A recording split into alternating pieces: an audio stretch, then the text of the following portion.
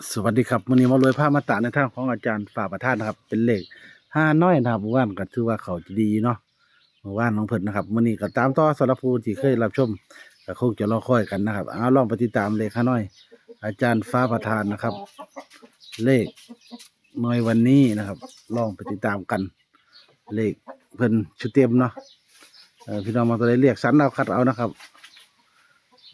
ตามที่พี่น้องมักเลยนะครับสำหรับแนวทางของเพิ่นเด้อนะครับจับไข่มาแล้วเด้อนะครับชุด15 ตัวเนาะนะครับก็3 คู่เด้อนะครับ15 ตัว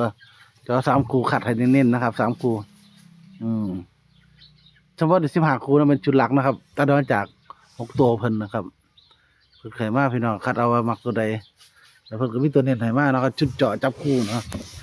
สำหรับในทางของอาจารย์นะพี่น้องมักตัวใดเรียกเอาสรรเอานะครับขอบคุณหลายๆที่ติดตามรับชมเรื่อยๆกันทุกคนสำหรับในจ้างของอาจารย์ฟ้าประธานเลขขน้อยวันนี้จบๆกันครับ